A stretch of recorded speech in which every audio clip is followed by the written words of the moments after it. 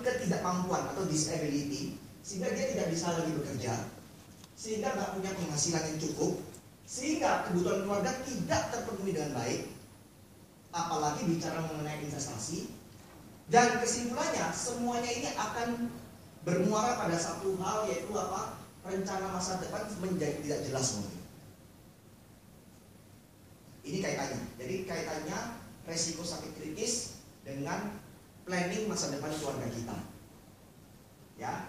Nah, kali ini kita dari Prudential mau kasih Anda solusi. Kita kasih solusi. Kita tidak menjual produk, kita menjual sebuah solusi buat Anda. Ya, share. Kalau menurut Anda solusi ini bagus, Anda bisa pertimbangkan. Seperti ini. Sama siklusnya. Anda punya penghasilan, Anda pakai untuk kebutuhan hidup, Anda tetap menabung. Saya tidak bicara bahwa Anda stok menabung, Anda stok investasi, tidak.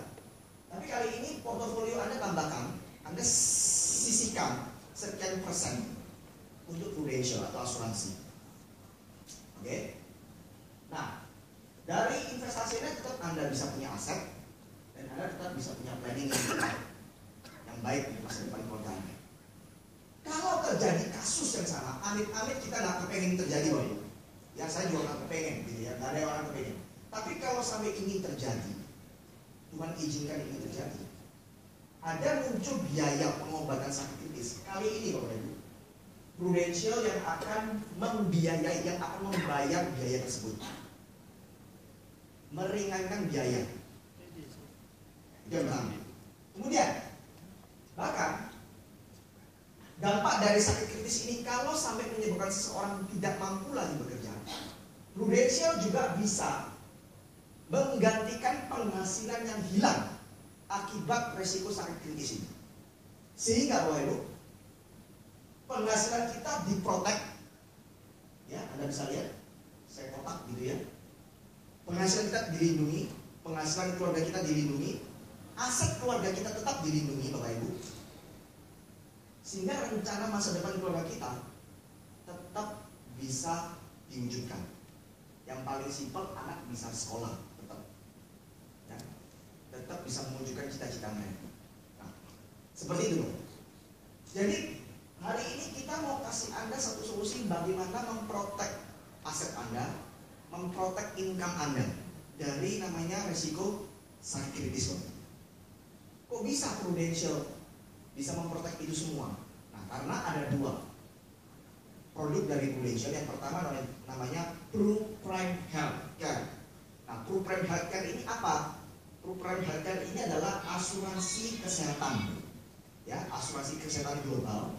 Artinya bisa dipakai di luar negeri, Bapak Ibu. Dan yang menarik adalah dia membayar klaim sesuai dengan tagihan rumah sakit. Ya. Nah, saya ada pengalaman nih, Bapak Ibu. Nanti saya akan cerita pengalaman saya.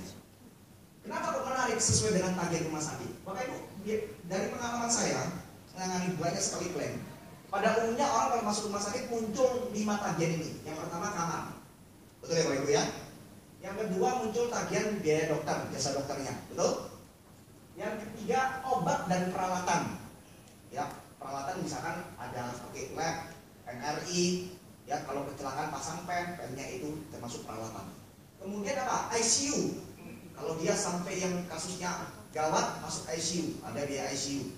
Dan kalau sampai kasusnya butuh pembedahan, muncul namanya biaya bedah. Betul nggak Bapak? Nah, menurut Anda kira-kira dari 5 biaya ini secara umum, kira-kira yang 3 terbesar yang mana? ICU, oke? Bedah, obat, betul ya? Kamar nggak seberapa, betul nggak Bapak Ibu? Saya setuju dengan Anda. 3 poin ini yang paling mahal, paling habis banyak. Ya. Nah, biasanya kalau kita punya, mungkin Bapak Ibu sudah punya asuransi kesehatan, Anda cek asuransi kesehatan Anda. Kira-kira terhadap poin obat dan peralatan, ICU dan bedah itu ada limitnya. Nah, kalau ada limitnya, Anda lihat limitnya cukup nggak? Kalau enggak bahaya Bapak Ibu. Ya, pengalaman dari nasabah saya sendiri. Nasabah saya itu udah lama, nasabah dulu, udah jalan mungkin 8 tahun, 9 tahun yang lalu. Waktu itu dia ambil asuransi di Prudential yang sistem yang lama. asuransi kesehatan kita yang namanya PHS, ya, Pro Hospital and Surgical. Nah, produk kita yang mana Bapak Ibu? Ini ada limitnya. Jadi kamar ada limitnya sekian, ya, sehari, dokter sekian, obat dan peralatan ada limitnya sekian. Jadi masing-masing ada plafonnya. Nah, sekitar ya 6 bulan yang lalu, ya, bulan Februari saya masih ingat, tahun ini, sore-sore saya ditelepon sama nasabah saya. Dia tanya sama saya, "Kang Bu, saya kalau kamar saya ini berapaan ya di Prudential?" Saya cek dari website, "Oh, kamar kamu yang kamarnya sehari 350, kenapa?" "Saya baru kecelakaan.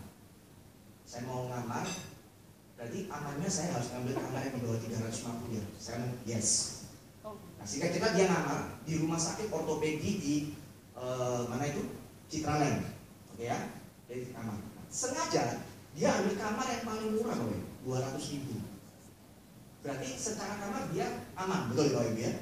Nah, tapi beberapa jam kemudian setelah dia ngamar, dia telepon lagi, kalau saya limit operasinya berapa? Saya sebutin angkanya. Ya waktu itu kalau nggak salah 6 juta sekian. Waduh, dokter ngomong nih biaya operasi saya 30 juta. 30 juta loh. Ya, padahal dia udah ambil kamar yang paling murah. Kemudian dia tanya lagi, kalau PET kira-kira bisa di cover berapa? Saya sebutin lagi angkanya, sekitar di kisaran 6 juta. Waduh, dokter ngomong biaya PET-nya saja 12 juta. Nah artinya apa? Nasabah saya ini sudah berusaha di kamar yang paling murah, tapi tetap akhirnya nombok Bapak. Nomboknya di mana? Bukan nombok di kamar, bukan nombok di dokter.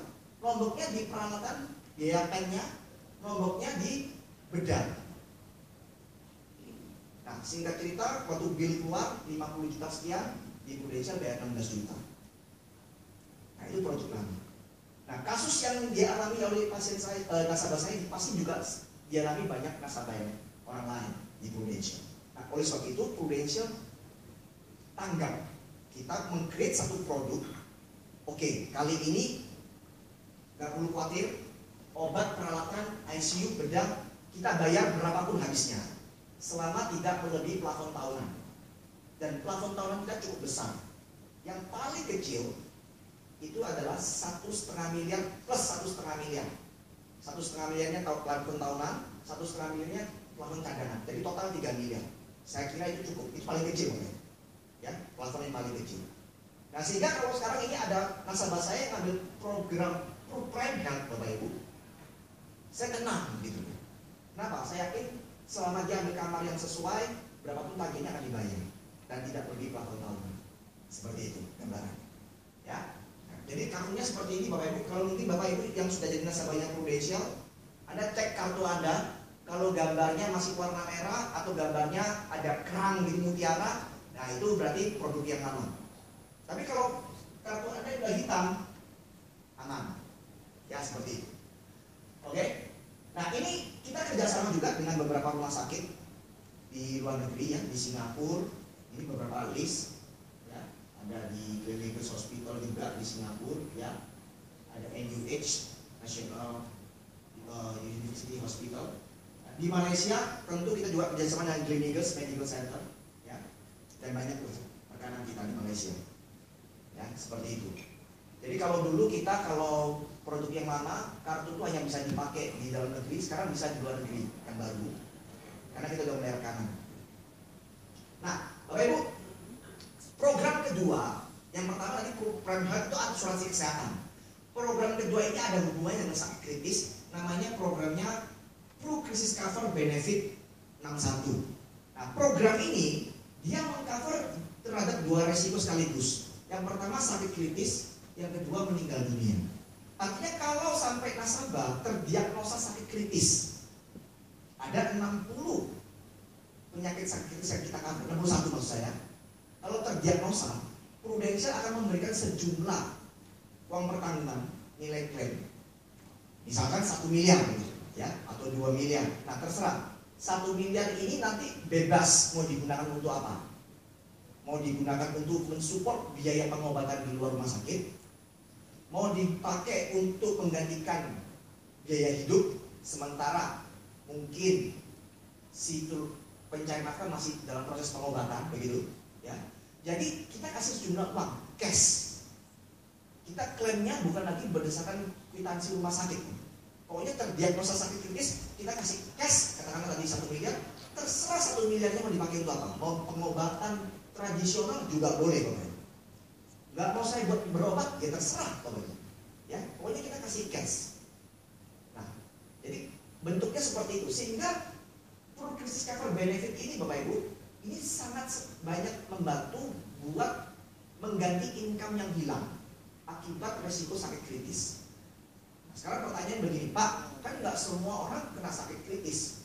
Jadi surveinya WHO ada sekian persen juga meninggalnya bukan karena sakit kritis. Nah, bagusnya program Crisis Cover Benefit ini, Bapak Ibu, kalaupun sampai nasabah meninggal tanpa melalui proses sakit kritis, entah meninggal mendadak ya, atau kecelakaan, tetap program ini akan mencarikan klaim sesuai dengan nilai pertanggungan.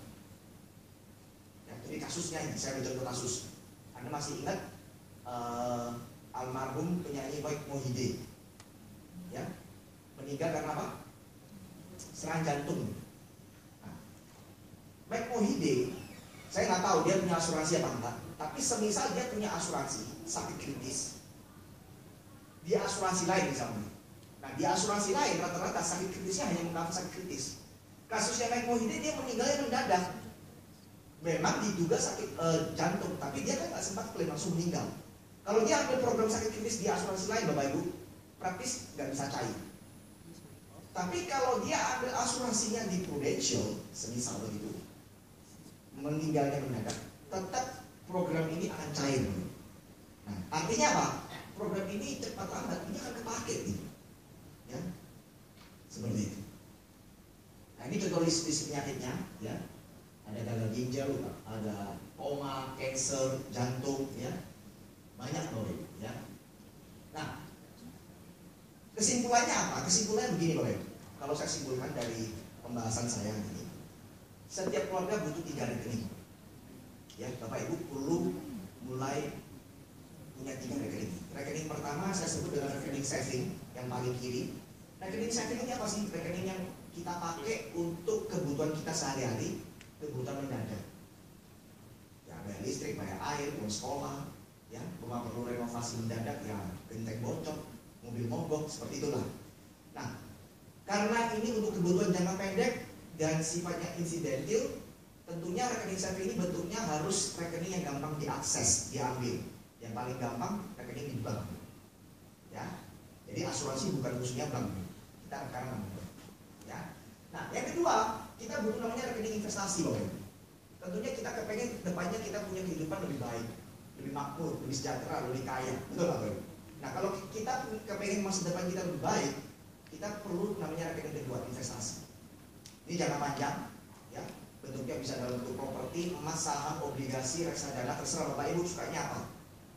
Yang jelas kalau ada untung nggak langsung dinikmati, kita putar lagi. Nah, kebanyakan orang hanya berhenti sampai poin kedua.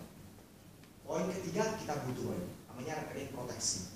Rekening proteksi ini tujuannya, fungsinya untuk menjaga rekening saving dan menjaga rekening investasi. Kalau terjadi resiko, rekening proteksi ini akan melindungi, menjaga, memagari supaya rekening saving dan rekening investasi ini nggak hilang, teman. Sehingga kebutuhan keluarga masa depan kita tetap bisa berjalan dengan baik. Nah, itu fungsi rekening proteksi. Jadi untuk memastikan keluarga kita, rencana kita berjalan dengan baik, kita perlu ketiga rekening. Jadi kalau ada ngomong, Pak, lebih baik uangnya saya pakai untuk investasi tanah daripada beli asuransi. Nah, saya tanya, tujuannya apa dulu? Ya kan? Kalau kita bicara konteksnya investasi, saya setuju. Investasi jangan di asuransi, Bapak Ibu. Asuransi bukan untuk investasi. Ya, jadi kalau ada agen asuransi datang Bapak Ibu bilang, ayo Pak Bu, investasi di Prudential. Definitely saya akan katakan itu salah, Bapak Ibu. Ya, itu menyesatkan. Ya. Kalau kita mau investasi, saya setuju properti jauh lebih menarik. Tapi kalau kita ngomong proteksi, kita harus bicara asuransi. Karena asuransi adalah instrumen keuangan yang paling murah untuk mengambil peran sebagai proteksi. Ya. Artinya apa? Ketiga-tiganya ini bukan saling dibenturkan, tapi ketiga-tiganya ini saling melengkapi untuk memastikan kita mencapai tujuan keuangan keluarga kita. Ya. Nah, sekarang pertanyaan, Pak, kapan saya harus mulai merencanakan ini semua? Kapan saya harus punya ambil asuransi? Kenapa kok sekarang? Kenapa kok nggak nanti? Biasanya kalau orang sudah ambil asuransi kan suka ngundang, betul Bapak Ibu ya? Nah, saya kasih beberapa alasan. Ya, yang pertama, kita tahu bahwa premi asuransi itu meningkat seiring bertambahnya usia, betul Bapak Ibu? Makin lama makin mahal, pasti. Jadi kalau Anda muda, tahun depan deh, 2 tahun lagi, ya akan semakin mahal. Ya, untuk mendapatkan fasilitas dan manfaat yang sama. Nah, tapi ada poin yang kedua yang menurut saya ini yang lebih penting lagi, yaitu apa? Karena kondisi kesehatan ini tidak menentu. Nah, ini yang membuat kita harus segera punya asuransi kalau memang hari ini kita bisa beli asuransi. Saya punya pengalaman pribadi, ya. Saya masih ingat saya punya sepupu, Bapak Ibu. Sepupu saya ini klien saya di asuransi, ya. Jadi ceritanya 9 tahun yang lalu, 9 tahun yang lalu, sepupu saya ini seorang wanita, ya. Dia ambil asuransi sama saya. Kemudian saya ngomong, saya panggil dia Cici, kok nggak diambilin sekalian? Dia ngomong, kok nggak suka, kok benci asuransi, kok paling anti asuransi. Nah, karena dulu saya nggak terlalu paham, jujur nggak terlalu paham gitu ya, nggak tahu semua apa gitu maksud saya. Ya udah saya biarin aja. Nah, singkat cerita, setelah 3-4 tahun kemudian, sepupu saya, cici saya ini ngomong sama saya gini, si Koko mau ambil asuransi itu. Saya ngomong, kok bisa tiba-tiba mau ambil? Iya, soalnya ada kejadian di keluarga suaminya cici saya ini. Saudaranya dia mengalami sakit di luar negeri, habis banyak, tapi dia punya asuransi, yang artinya di cover. Dan dia lihat bukti nyata, ternyata asuransi benar-benar membantu. Nah, dia akhirnya tergerak untuk punya asuransi. Nah, waktu itu dia ajukan sama si CB, Bapak Ibu, ya. Waktu itu dia ajukan kalau masalah nilai pertanian sekitar 2 miliar. Nah, waktu saya ajukan, Bapak Ibu, sayang sekali tidak bisa diterima sama Prudential. Yang pertama, karena kondisi kesehatannya diabetesnya di luar batas normal. Yang kedua, kemampuan melihatnya sudah mulai menurun. Jadi karena efek diabetes, mata sebelah kanan, yang kanan nggak bisa melihat dengan normal. Tidak bisa diterima. Saya coba banding lagi, nggak bisa. Nah, artinya apa? Si Koko cici saya bilang, bisa nggak kalau saya bayar lebih mahal supaya bisa diterima? Tetap nggak bisa, ya. Kemudian ceritanya nggak berhenti sampai di situ, Pak. Tahun lalu saya dapat kabar suami dari cici saya ini, waktu itu mereka lagi berlibur ke Makau, ke Hongkong, Makau. Ternyata si Kokonya ini, istri suaminya ini, tiba-tiba kena stroke di Makau. Pembuluh darahnya pecah. Cepat-cepat dilarikan ke rumah sakit. Nggak bisa langsung bawa pulang ke Indonesia karena terlalu riskan. Di Makau dia harus hampir 1 bulan. Anda bisa hitung berapa biaya pengobatan di Makau. Kemudian waktu dia dibawa ke Surabaya, nggak bisa jadi penumpang normal, charter pesawat, Bapak Ibu, dibawa ke Surabaya. Sampai Surabaya masih harus berobat, dan sampai sekarang masih berobat. Nah, saya nggak pernah tanya sih berapa biaya pengobatan, saya sungkan mau tanya gitu ya. Tapi kalau saya predik itu sudah pasti tembus angka 1 miliar, 2 miliar. Tembus loh. Ya. Berapa aset yang hilang? Seandainya, saya cuma berandai-andai, kalau 9 tahun yang lalu, waktu dia mungkin masih sehat, dia ambil, dia memutuskan oke saya ikut dan bisa diterima. Paling tidak, resiko yang terjadi tahun lalu, akibatnya secara finansial itu bisa berkurang banyak, di cover sama Prudential. Betul, Bang? Itu sebabnya Bapak Ibu. Saya bukan mau nakut-nakuti, saya ceritakan semua kisah real. Ya, artinya kenapa kita harus ambil sekarang asuransi? Yang pertama, premi makin mahal. Yang kedua, mumpung kita masih sehat. Nah, mungkin Anda pertanyaan, Pak, tapi kan saya sudah punya asuransi kesehatan. Oke, kalau Anda punya asuransi kesehatan, Anda tinggal cross check apakah itu sudah cukup. Tapi kalau menurut Anda sudah cukup, nggak apa-apa. Anda cek yang poin kedua, critical illness Anda punya nggak asuransinya? Kalau Anda bilang, Pak, saya sudah juga punya critical illness, pastikan Bapak Ibu, critical illness asuransi Anda cukup nggak untuk kebutuhan Anda?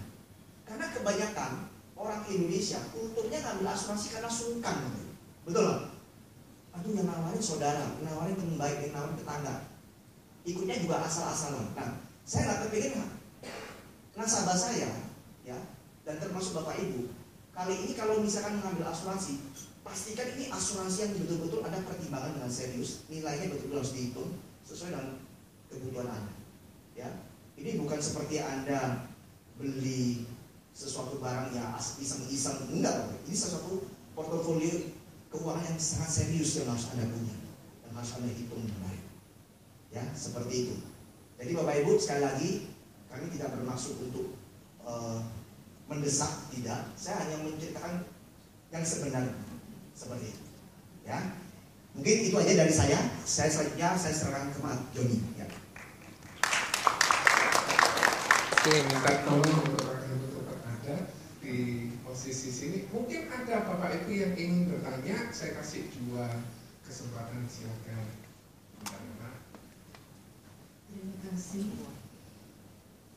Saya cuma ingin bertanya, bagaimana untuk meningkatkan asuransi kita? Misalnya kita kan udah ikut asuransi yang produk lama, ya. Sekarang ada asuransi yang produk baru. Apakah ada cara untuk mengupgrade-nya atau bagaimana? Bisa nggak? Berarti Ibu sudah punya polis di Prudential, ya? Iya, keluarga saya. Oke, bisa Bu. Jadi kita bisa melalui 2 prosedur. Yang prosedur pertama, di polis yang lama kita upgrade, namanya perubahan major. Jadi polis lamanya diubah isinya, ya, melalui proses namanya prosedur perubahan major. Itu yang pertama. Yang kedua, kita bisa upgrade tanpa merubah polis lama dengan buka polis baru. Ini juga bisa. Jadi ada 2 pilihan. Nah, mana yang lebih baik? Kita nggak bisa ngomong di sini karena kita harus lihat polis yang lama. Nanti ada seorang agen yang akan bantu mereview polisnya Ibu yang lama seperti apa, ya. Nanti enaknya mending di upgrade dari polis lama atau mending buka baru, seperti itu. Tapi pada prinsipnya bisa, ya. Terjawab kira-kira? Terima kasih.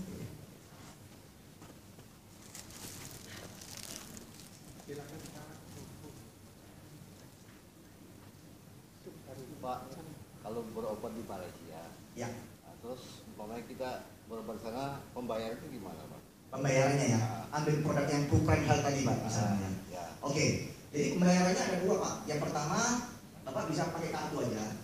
Selama dia rumah sakit rekanan kita, Bapak tunjukkan kartu. Nanti secara administrasi pembayaran, Prudential langsung akan berhubungan dengan rumah sakit. Ya, jadi waktu nanti check out, itu billing udah selesai Pak. Apa kita kadang-kadang kan kita suruh bayar dulu? Oke, kalau kita ada jaminan udah nggak perlu Pak. Jaminan apa Pak? Kartu. Kartu, ya. Nah, cuman begini Pak, kalau kita mau prosesnya berobatnya ke luar negeri, ini kan di luar negeri, sebaiknya ada konfirmasi dulu ke agennya. Nanti agennya akan laporan dulu. Saya ada pasien nih, nasabah saya mau berobat. Ya paling nggak mungkin seminggu gitu ya. Kita udah konfirmasi dulu ke Prudential supaya kita bisa treatkan dulu secara administrasi. Soalnya kalau biaya sampai ratusan juta, 2 juta kan kita nggak ada uangnya. Betul Pak. Justru langsung dibayarkan kan enak. Betul. Justru itu makanya kita meringankan dari proses perubahan itu meringankan dari sana. Betul, ya. Sudah pasti Pak. Oh pasti Pak. Ya. Gitu. Tapi kalau misalkan Pak, kita rujukannya rumah sakitnya ternyata nggak kerjasama, gitu ya, dokternya ngotot prakteknya di rumah sakit tertentu. Ya terpaksa kita pakai uang pribadi dulu, tapi tetap bisa di-reimburse dengan manfaat yang sama, fasilitasnya sama, seperti itu. Oke, mungkin yang belakang tolong mic-nya. Bapak itu dulu silakan. Oh, bapaknya ini. Malam Pak. Malam. idealnya Pak ya, bagi satu keluarga Ya. Berapa porsi Pak income keluarga yang untuk proteksi Pak? Oke, idealnya berapa? Jadi kalau saya yang pelajari dari perencanaan paling tidak 10%.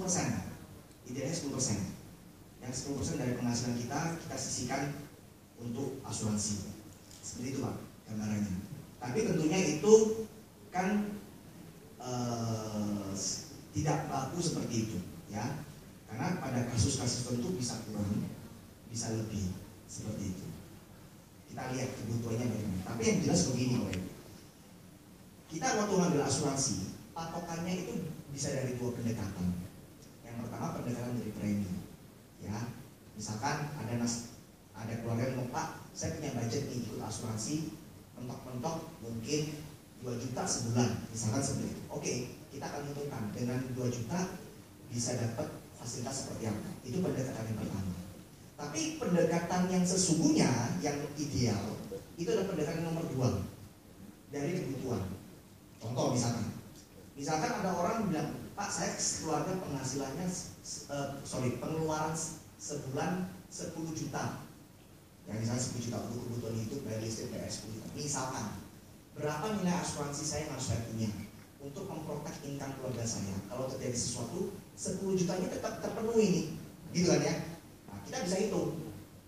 Nah, kalau paling gampang, kalau kita patokannya deposito, paling nggak kita harus punya asuransi nilainya 2 miliar. Bukan preminya 2 miliar, tapi nilai pertahanannya 2 miliar. Kalau bisa, karena kalau kita punya nilai asuransi 2 miliar itu kita harapannya kalau nanti cair 2 miliar nanti akan dikelola sama keluarga, ya, katakanlah sama pasangan. Nah, cara ngelola paling gampang yang paling sederhana bagaimana? Ya masukin aja deposito. Nanti dari bunga deposito kita pakai untuk mensupport biaya hidup dulu. Selagi nanti pasangan mulai mencari pekerjaan lain, nah itu paling gampang. Ya, jadi ada dasar perhitungannya.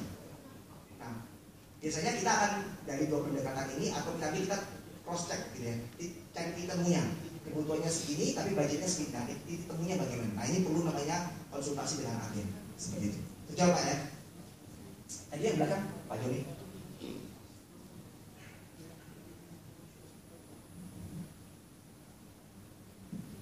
Terima kasih Bapak. Ya. Saya penderita gastritis. Pada tahun lalu saya pernah dirawat di Siloam Hospital, terus pengobatan selama kurang lebih 4 bulan, tapi nggak ada kemajuan. Akhirnya saya dinyatakan kena GERD. Kemudian teman saya menyarankan saya untuk berobat ke Penang. Akhirnya saya ke Island Hospital Penang. Pada saat di sana, dokter menyarankan saya untuk opnam, untuk rawat inap. Saya langsung telepon ke agent saya yang ada di Pruden, apa kira-kira bisa di-cover dari Pruden. Jawabnya bisa. Akhirnya saya rawat inap di sana selama 3 hari. Tapi setelah saya kesini dengan berkas semua yang dari dokter sana, ternyata di sini kelihatan agak lama untuk klaimnya gitu. Saya jadi kurang tahu kenapa seperti ini gitu. Ternyata waktu itu kelihatannya saya dicurigai kalau saya ke sana itu hanya sekedar check up gitu. Nah, padahal dokter menyarankan saya untuk kembali ke sana untuk kontrol lagi. Nah, ini kira-kira gimana? Kalau misalnya saya ke sana, apa masih bisa di-cover dari Pruden atau gimana? Berarti kejadiannya baru dong Bu ya? September kemarin saya opnam di Penang. Terus yang kemarin klaimnya gimana? Coba. Yang klaim kemarin gimana? Sudah sempat klaim yang berbeda? Sudah selesai tapi cuma agak tersendat. Tapi terbayar kan? Udah terbayar. Oke. Nah itu ikut asuransinya udah berapa lama? Waktu terjadi ikut sampai klaim? Mungkin 4 tahunan. Oh 4 tahunan. Oke. Jadi gini, tentunya kita punya satu prinsip begini Bapak Ibu. Klaim itu pasti akan dibayar. Ya pasti akan dibayar. Nah, asalkan tidak melanggar 3 hal ini. Ya, tidak melanggar 3 hal ini yang perlu Anda ketahui. Yang pertama, tidak menutupi riwayat kesehatan yang sesungguhnya. Ya, contoh misalkan ada orang udah kena diabetes nih, parah ya, waktu ikut asuransi kita kan biasanya ada pertanyaan-pertanyaan seputar riwayat kesehatan. Nah, orang ikut asuransi bisa ada yang harus melalui prosedur check up, ada yang nggak perlu, tergantung usia sama nilai pertanggungan dia ambil. Nah, kalau dia nggak perlu, kita harus menjawab pertanyaan-pertanyaan yang diformulir pengajuan. Nah, di situ dituntut kejujuran, ya. Nah, kalau dijawab, misalkan nih kasusnya ada diabetes, jawabnya sehat, gitu ya. Nah, ini besok-besok kalau klaim bisa bermasalah, jelas. Yang kedua, yang harus kita hindari adalah harus ngerti produk yang kita ambil ini apa sebetulnya, ya, jelas. Contoh misalkan asuransi kesehatan itu, Bapak Ibu, itu ada masa tunggu. Misalkan produk Prime Health ini ada masa tunggunya, Bapak Ibu, ya. Masa tunggunya apa? Pertama, baru bisa jalan setelah polis aktif 30 hari. Jadi kalau dalam 30 hari tiba-tiba demam berdarah, jelas nggak kebayang. Kemudian ada 18 penyakit yang kita kecualikan dalam waktu setahun. Contohnya, sekarang sebut dengan hubungan dengan masir, gangguan pernafasan, contoh, segala bentuk benjolan itu setahun nggak bisa diklaim. Ini ada di proposal sudah tertulis jelas waktu kita kasih ilustrasinya itu sudah tertulis. Nah, kalau itu kita langgar ya pasti kita nggak bisa terbayar karena itu sudah tertulis hitam di atas putih. Ya. Kemudian yang ketiga, preminya lancar. Nah, kalau premi lancar pasti terbayar. Nah, zaman dulu kenapa kok banyak asuransi nggak terbayar preminya? Betul nggak? Zaman dulu, ya. Karena zaman dulu tuh nggak ada namanya ATM, nggak ada namanya auto debit. Banyak sekali premi dikolek sama agen. Ya, agennya kayak kontangi gitu kan, setiap bulan ada nasabahnya, Bu, waktunya bayar premi. Nah, ada agen yang jujur, ada agen yang nggak jujur, Bapak Ibu. Nggak disetorin di perusahaan asuransinya, dikantongin sendiri. Nah, ketika klaim, ternyata polisnya apa? Udah lapse, nggak aktif, nggak bisa jalan, ribut akhirnya. Nah, makanya nanti kalau Bapak Ibu punya asuransi, saran saya pakai auto debit, jangan melalui agen. Ya. Nah, kembali ke kasusnya Ibu. Kalau Ibu tanya, apakah pasti terbayar? Nah, Ibu kan tahu kondisinya. Oh, saya jujur, saya nggak menutupi fakta, saya ngerti aturan mainnya, ya pasti akan terbayar. Ya, pasti akan terbayar. Itu jawaban saya. Pasti akan terbayar. Nah, kenapa kalau yang dulu tersendat gitu ya? Sebenarnya bukan tersendat, Bu, investigasi. Karena ada kasus-kasus tertentu memang tidak. Memang medical check up itu nggak bisa dibayar. Ya, jadi kalau misalkan saya ini sehat nih, ya saya mau saya mau ke klinikers nih, saya mau check up, itu nggak mungkin dibayar karena saya nggak sakit, betul kan? Nah, banyak sekali tanda kutip nasabah-nasabah yang aji mumpung, punya asuransi loh, ya kan? Masa nggak dipakai, sekali-sekalian dipakai check up, ngomongnya sakit apa? Nah, itu banyak kasus seperti itu. Nah, kita mau make sure gitu ya, mau make sure bahwa ini karena check up apa enggak. Nah, terutama yang luar negeri itu banyak kayak gitu, ya. Nah, tapi kalau dari keterangan dokter udah jelas semua, oh ini karena ada diagnosa yang jelas, pasti kebayar. Seperti itu. Saya punya satu nasabah dari tahun pertama sampai sekarang udah 12 tahun lalu. Saya nggak tahu kenapa nasabah saya ini hobi klaim. Setiap tahun klaim gitu ya. Saya nggak rugi dia, betul-betul maksimal dia klaim. Kemarin baru lagi ke Singapura dia klaim. Nah, tetap dibayar, nggak ada masalah. Kenapa ya? Karena nasabah saya jujur dari awal semuanya udah transparan, nggak ada masalah. Oke, jadi Ibu nggak perlu khawatir, ya. Seperti itu. Cuma saran saya begini, Bu, kalau nanti Ibu kontrol, nah kontrolnya ini udah berapa lama ini? Dari rawat inap yang kemarin? Nggak, berobatnya sudah berapa lama yang lalu? September. Berobatnya September. Oke, gini. Kita kalau ini polisi yang lama ya. Itu kita ada satu fitur bisa mengcover biaya pasca rawat inap. Itu maksimal 90 hari. 90 hari maksimal. Nah, kalau September berarti kan udah lewat dari 90 hari. Nah, kalau ini cuma sekedar kontrol tatap muka, ya rawat jalan dan sebagainya, itu pasti nggak kebayar. Tapi kalau misalkan dokter ngomong wah ini kayaknya harus berobat lagi nih, harus rawat inap, itu akan terbayar. Nah, kayak gitu ya, gambarnya seperti itu. Cukup jelas Bu ya. Oke, Bapak Ibu sekaligus nambahi dengan manfaat kartu yang baru ini. Andai kata Bapak Ibu berobat dan berobat berlanjut, kalau pakai kartu yang lama itu ada kuotanya. Tetapi kalau yang baru, Bapak Ibu punya kuota sampai 1,5 miliar untuk kuota 1 tahun. Jadi manfaatnya sudah sesuai dengan kebutuhan kita, Bapak Ibu ya. Ada lagi pertanyaan terakhir mungkin yang mau bertanya? Ya.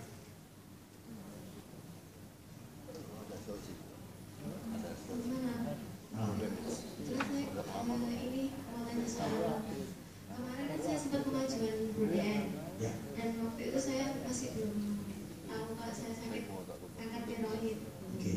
Terus katanya bisa pengajuan ulang itu sekitar 6 bulan. Nah, selama 6 bulan itu apakah saya bisa pengajuan Bruden padahal saya masih berobat jalan?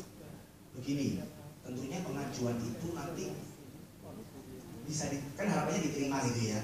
Itu harus ada hasil laboratorium yang menunjukkan bahwa kita sudah sembuh. Nah, kalau sudah sembuh, ada hasil laboratorium yang sudah sembuh, misalnya dari biopsi dan sebagainya itu ya. Nah, itu bisa. Tapi kalau ternyata masih belum tuntas, masih butuh perawatan, nah itu nggak bisa. Seperti itu. Cukup jelas Bu ya. Baik, Bapak Ibu. Bonus nih, satu pertanyaan lagi boleh, siapa mau tanya? Ya, terakhir kali kalau misalnya Bapak Ibu kepingin bertemu dengan dokter konsultasi, dokter do you have any time ya untuk konsul ya? Selamat malam. Malam. Dari Prudential yang lama, jika diupgrade itu ada masa tunggunya lagi apa tidak? Oke. Bapak punya asuransi kesehatan yang lama, Iya. ke yang baru. Iya. Oke. Kalau boleh tahu yang lama berapa Pak plannya? Preminya? Bukan plan rumah sakitnya, ingat nggak? Kamarnya gitu. Kamarnya yang 750. 750.000. Oke. Anggap aja kalau Bapak upgrade-nya yang ke 1 juta gitu ya misalkan ya. Iya. Kita kan paling kecil 1 juta. Itu kita nggak ada masa tunggu Pak, langsung. Ada check-up-nya? Ada check up-nya apa nggak? Selama Bapak tidak ada perubahan kondisi kesehatan. Pernah klaim. Oh, pernah klaim. Bapak klaim apa Pak sebelumnya? Lambung. Maaf? Di endoskopi. Oh, endoskopi, lambung. Iya. Nah, nanti kita lihat Pak. Apakah, jadi kalau kita punya riwayat klaim nanti akan dipelajari.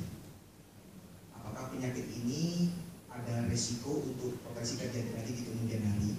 Kalau misalkan dirasakan tidak ada, maka lolos. Tapi kalaupun ada, dari pengalaman saya, kalau cuma sekedar lambung, mungkin hanya seputar lambungnya saja yang dikecualikan.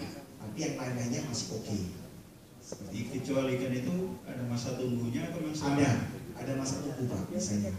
Dari pengalaman saya 2 tahun, ya 2 tahun. Tapi setelah 2 tahun lewat, memang kalau ada pernyataan dari dokter, ya, kita kan punya rata-rata nih dokter kanan bilang, ya, oh memang nggak ada masalah dengan lambung, nggak sehat, itu bisa diajukan.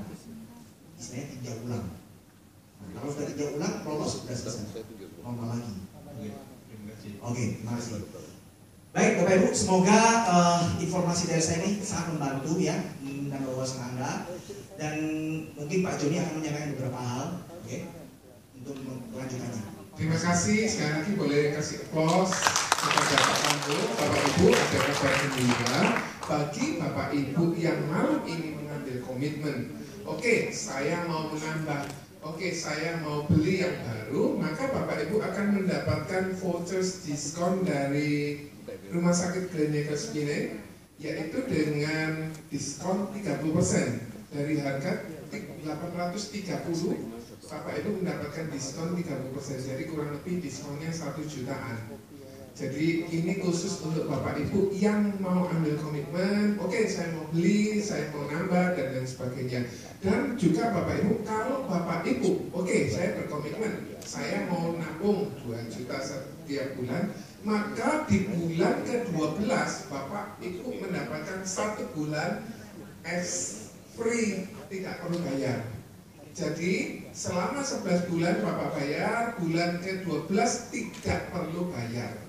Jadi Bapak bayar hanya 11 bulan dan selanjutnya di bulan ke-12 tidak perlu bayar, di bulan ke-13 dan selanjutnya Bapak Ibu bisa bayar. Nah, kira-kira apakah ada Bapak Ibu yang mau ambil komitmen malam ini untuk atau mungkin kepingin konsultasi dengan dokter boleh, atau mungkin konsultasi dengan pengundang dari Bapak Ibu juga boleh. Mungkin dikasih waktu ya Pak Joni, Ya. mereka untuk bicara. Oke, jadi silakan Bapak Ibu bisa berkonsultasi dengan pengundang Bapak Ibu. Terima kasih. Itu ada investasi kalau nggak pakai investasi ya pelongan gitu. Oh gitu kan.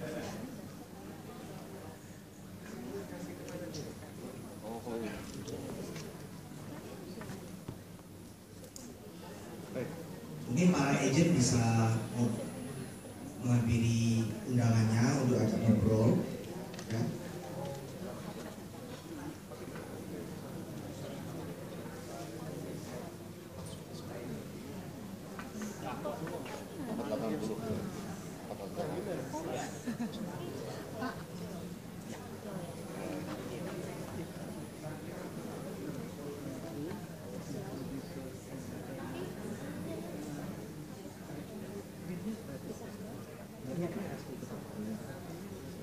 Komisi utama itu ya banyak. Pemain dalam setahun pengobatan habis.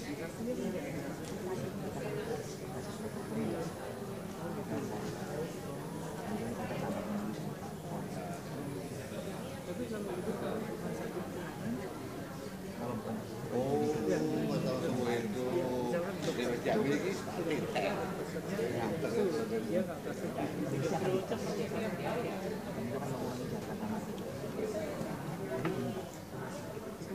oh gitu. Oh setahun. Nah ini kan sekali toh, sekali toh.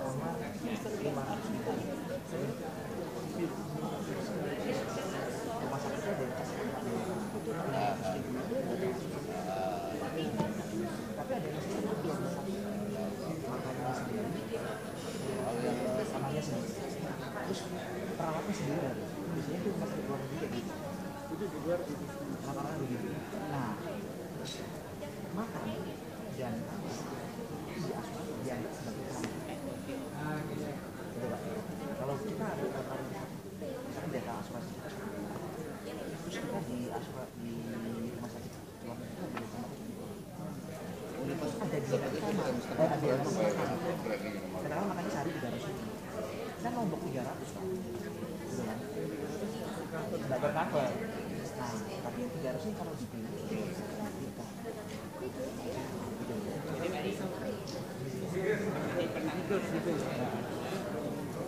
nanti gimana ya target supaya kita aman. Jadi kalau bapak keluar, misalkan waktu kita pakai kaki, ya kita tahu ini jamanya berapa, minusnya kita cari informasinya. Oh pas gitu udah tanya tanya ini besar kalau belum minusnya berapa itu 20M.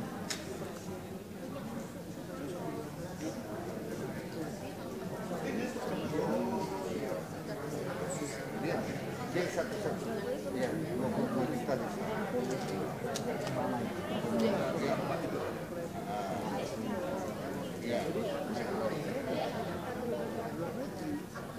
bolak balik. Kalau kita mau kasih kita 20M itu ya pokoknya selama kita bayar polis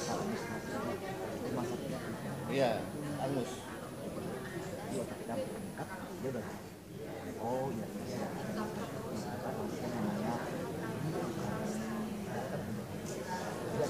ini kan nggak bisa langsung datang saya mau pakai ini nggak bisa belum infrastrukturnya belum siap.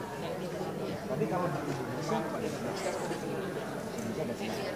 anytime tinggal tunjukin misalkan silon. Tapi kalau luar negeri belum harus konfirmasi. Tapi paling nggak kalau sudah konfirmasi ke sana sudah nggak proses nggak mungkin kecuali yang akses ke emailnya lebih itu apa? 20M stop gitu loh. Aku ya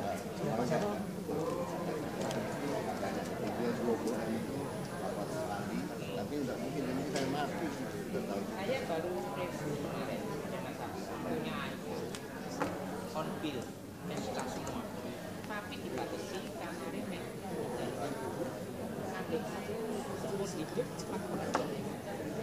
Jadi cuma omong kosong aja, dia omong kosong. Nanti ada kecuali tidur di bawah kelosok, tidur di kelosok. Ya.